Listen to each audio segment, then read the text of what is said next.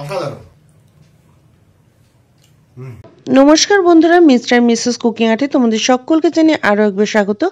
এই শীতে কিন্তু ফুলকপি খেতে দুর্দান্ত লাগে, আর ফুলকপির অনেক রেসিপি তোমরা ট্রাই করেছো। আমার এই চ্যানেলে কিন্তু ফুলকপির অনেক রেসিপি পেয়ে যাবে। আর একটা ফুলকপির রেসিপি নিয়ে হাজির হয়ে গেছি, নিরামিষ দিনে একদম অনবদ্য রেসিপি। আর অবশ্যই এইভাবে ফুলকপির রোস্ট একবার তোমরা নিরামিষ দিনে বানিয়ে দেখো, আশা করছি খুবই ভালো লাগবে। আর আজকের এই ভিডিওটা পুরোটা দেখার অনুরোধ রইল। যারা এতদিন পর্যন্ত আমার ভিডিওটা দেখছো, পাশে আছো, তাদেরকে অসংখ্য ধন্যবাদ। যারা নতুন বন্ধু আছো, এখনো পর্যন্ত আমার চ্যানেলটাকে সাবস্ক্রাইব করনি, পাশে থাকা বেল আইকনটা ক্লিক করে অবশ্যই সাবস্ক্রাইব করে নিও। চলো দেখে নিই আজকের রেসিপি, ফুলকপির রোস্ট। এই রেসিপিটা ভাত, রুটি, পরোটা, সাদা ভাত, ফ্রাইড রাইস সবার সাথেই কিন্তু ট্রাই করতে পারো। রেসিপিটা বানানোর জন্য ফুলকপিগুলোকে নিয়ে এইভাবে আমরা বড় বড় সাইজ করে কেটে নিলাম। আর দেখতেই পাচ্ছেন এইরকম ডাঁটিগুলোতে আমরা একটু চিড়ে দিচ্ছি, তাতে খুব ভালোভাবে কিন্তু রেডি হয়ে যায়। পাত্রের মধ্যে আমরা নিয়ে নিয়েছি এখানে একটা বোল সেট, আর এর মধ্যে আমি জল নিয়ে নিচ্ছি। এখানে জলটা নেওয়ার পরে আমরা এর মধ্যে সামান্য পরিমাণে নুন দিয়ে দেব। আর এটা অবশ্যই এইভাবে একবার করবেন, কারণ যদি এর মধ্যে কোনো পোকা থাকে তাহলে সেটা অবশ্যই বেরিয়ে যাবে, তাই এই পদ্ধতিটা অবশ্যই করবেন। আমরা জলটা দেওয়ার পরে এর মধ্যে সামান্য নুন দিয়ে দিচ্ছি।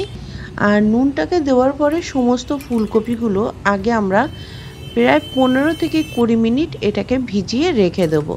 তাতে কি হবে, যদি ফুলকপিতে কোনো রকম পোকা থাকে তাহলে সেটা কিন্তু বার হয়ে যাবে।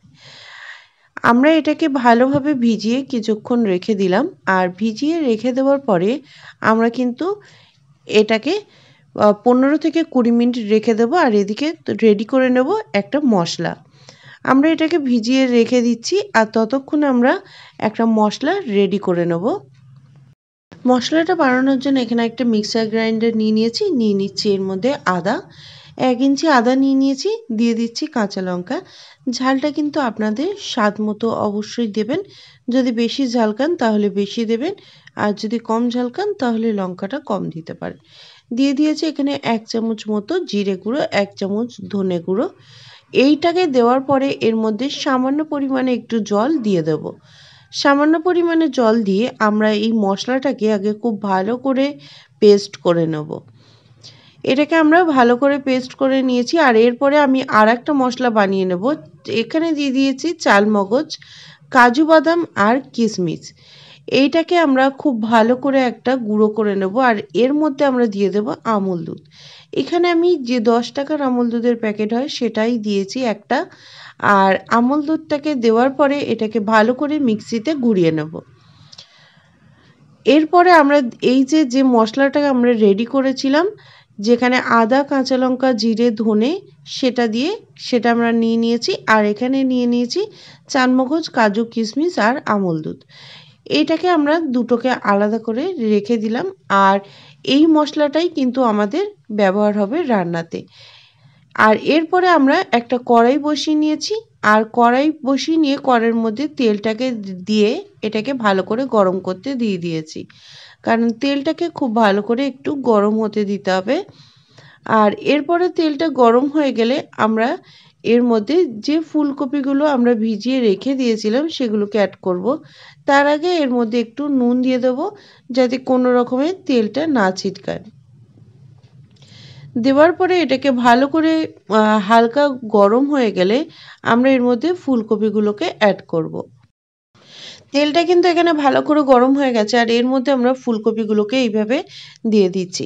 ফুলকপিগুলোকে অবশ্যই কিন্তু একদম লালচে করে একটু ভেজে নিতে হবে, হালকা ব্রাউন কালার করে, তাহলে খেতে অনেকটাই ভালো লাগবে। যেমন ঠিক অনুষ্ঠান বাড়িতে আমরা খেয়ে থাকি এই ফুলকপির রোস্ট, ঠিক সেরকম স্বাদ আনতে কিন্তু অবশ্যই এই পদ্ধতিগুলো করতে হবে। আমরা ফুলকপিগুলোকে দেওয়ার পরে এটাকে 1 থেকে 2 মিনিট রেখে দিয়ে কিছুক্ষণ ভালো করে নাড়াচাড়া করে লালচে করে এটাকে তুলে নিচ্ছি। দেখুন একটু লাল লাল যেই হয়েছে আমরা এটা তুলে একটা বাটির মধ্যে রেখে দিলাম। এরপরে সেই তেলের মধ্যেই দিয়ে দিয়েছি গোটা গরম মশলা আর তেজপাতা। গোটা গরম মশলা আর তেজপাতাটাকে দেওয়ার পরে এটাকে খুব ভালো করে নাড়িয়ে নেব। আর দিয়ে দিচ্ছি সেই মশলার পেস্টটা, আদা রসুনের যে পেস্টটাকে আমরা প্রথমেই বানিয়েছি সেটাকে দিয়ে দিলাম। দিয়ে দিচ্ছি এর মধ্যে টক দই, আর টক দইয়ের মধ্যে আমি কাশ্মীরি রেড চিলি, চিনি আর নুন সেটাকে সমস্ত একসাথে মিশিয়ে আমি এটাকে ভালো করে ফাটিয়ে দিয়ে দিলাম। দেওয়ার পরে গ্যাসের আঁচটাকে আমরা লোতে দিয়ে ভালো করে নাড়তে থাকবো। দই থেকে যখন তেলটা ছেড়ে দেবে তখন এর মধ্যে জল অ্যাড করব। আমরা এটাকে ভালো করে নাড়তে থাকবো। এরপরে গ্যাসের আঁচটাকে আমরা কিন্তু মিডিয়ামে দিয়ে দেবো। লো টু মিডিয়ামে দিয়ে এটাকে খুব ভালোভাবে হতে দেবো। আর যে বাটিটাতে আমরা দই ছিল সেই বাটিটা ধুয়েই এর মধ্যে দইটাকে ব্যবহার করলাম। আর দইটাকে ব্যবহার করার পরে এটাকে আমরা লো টু মিডিয়ামে রেখে দিয়েছি। লো টু মিডিয়ামে রেখে দিয়ে এটাকে ঢাকা দিয়ে কিছুক্ষণ হতে দেবো। আর এরপরে ঢাকাটা খুলে আমি দেখে নিচ্ছি, এটা খুব সুন্দর কিন্তু একটা কালার চলে এসছে আর তেলগুলো একদম ওপরে ভেসে উঠেছে। এরপরে এটাকে খুব ভালো করে মিক্সড করে দিলাম। আর মিক্সড করে দেওয়ার পরে যেটা কাজু বাদাম, চালমগজ আর কিশমিশ আমুল দুধের পেস্ট রেখেছিলাম সেটাকে কিন্তু এর মধ্যে আমরা দিয়ে দিচ্ছি। অতি অবশ্যই এটা কিন্তু এই মশলাগুলো আগে বানিয়ে নেবেন, তারপরে এখানে রেসিপিটা কিন্তু আরম্ভ করবেন। তাতে কি হবে, সুবিধা হবে। আর এই কাজু বাদাম, এই চালমগজের পেস্টটা অবশ্যই লাস্টে দেবেন। এরপরে এটাকে ভালো করে মিশিয়ে দিয়ে আমরা এটাকে নাড়তে থাকবো যাতে এর থেকেও খুব সুন্দরভাবে তেল ছেড়ে দেয়। এটাকে ঢাকা দিয়ে আমি কিছুক্ষণ হতে দেবো। আর ঢাকা দিয়ে কিছুক্ষণ হওয়ার পরে আমরা এটাকে ঢাকাটা খুলে দেখে নিচ্ছি। দেখুন খুব ভালোভাবে কিন্তু এর ঢাকাটা খুলে নিয়েছি, রেডি হয়ে গেছে আর অনেকটা ঘনও হয়েছে। এরপরে এই গ্রেভিটার মধ্যে আমরা যে জল ছিল, আমরা এখানে হাফ কাপ মতো জল ব্যবহার করেছি, কারণ বেশি পরিমাণে এখানে ঝোলের ব্যবহার করব না, তাই এখানে হাফ কাপ পরিমাণে জল ব্যবহার করেছি। জলটাকে দেওয়ার পরে আমরা খুব ভালো করে মিশিয়ে দিচ্ছি। আর মিশিয়ে দেওয়ার পরে যে ফুলকপিগুলো আমরা ভেজে রেখে দিয়েছিলাম সেই ফুলকপিগুলোকে আমরা দিয়ে দিলাম। সমস্ত ফুলকপিগুলোকেই আমরা এর মধ্যে দিয়ে দিচ্ছি। দেওয়ার পরে ভালো করে মশলাটাকে মাখিয়ে আমরা রেডি করে নিচ্ছি। আর এটাকে ঢাকা দিয়ে রেখে দিলাম। কিছুক্ষণ ঢাকা দিয়ে রেখে দেওয়ার পরে ফুলকপিগুলো আমরা দেখে নেব যে কতটা হয়েছে। ফুলকপিগুলো আমরা দেখে নিচ্ছি। দেখুন ফুলকপিগুলো কিন্তু আর একটু হবে, আর গ্রেভিটা অনেকটাই আছে, আমরা এতটা গ্রেভি রাখবো না। এটাতে একটু মাখা মাখা হলে সব থেকে ভালো হয়। আর কতটা তেল ছেড়ে দিয়েছে দেখুন।